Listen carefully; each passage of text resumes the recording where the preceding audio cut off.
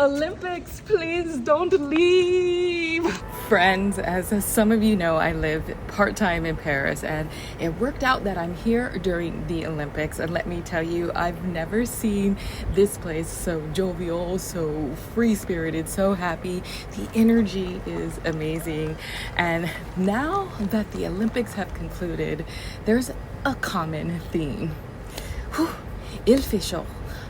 I'm gonna go inside. Magnifique, a dream. Magique. Yes, even the Parisians have said this. And here's a rundown of the best things during this experience. The joy.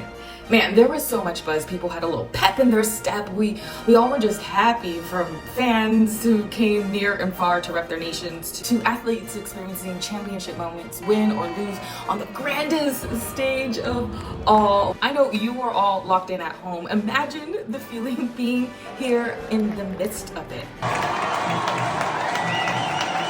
So this was an opportunity to see the city in a new way by going to event venues that I've never been before, like the event by my house in the 7th. Oh, the Stade de France, where the athletics were. Woo! Having events at iconic places like Versailles, Trocadero, the Grand Palais, and hands down the best sports stadium that could ever be created, the Eiffel Tower Stadium. But let's not talk about having to go to Lille for basketball at the beginning. The IOC in Paris, you know y'all wrong for that. Random encounters with athletes and stars. Now we know like Snoop stole the show. You guys are watching on TV and we experienced it here. I have friends who kept seeing him at events, but from afar.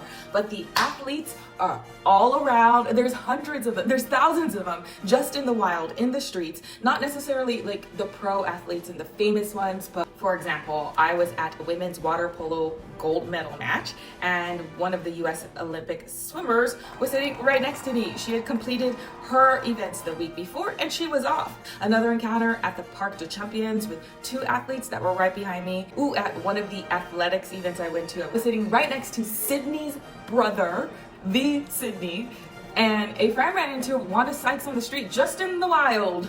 Current and former Olympians were all soaking up the excitement just like we were. Free opportunities.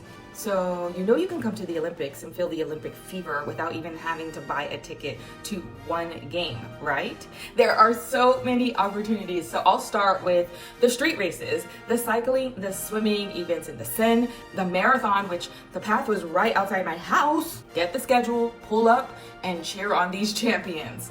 Next, several countries have hospitality houses and many are free. You can register or you can even just pull up, come have drinks and food and watch the games on their big screens. They also have different games and presentations and activities. They're all family friendly, and no one can beat the Brazilians and India if they are too lit. Also, brands like Coke had free access to their houses as well. Brands like Chase and Toyota have houses with access via an invite or having the right credit card, but there are plenty of other free opportunities to just sit and hang.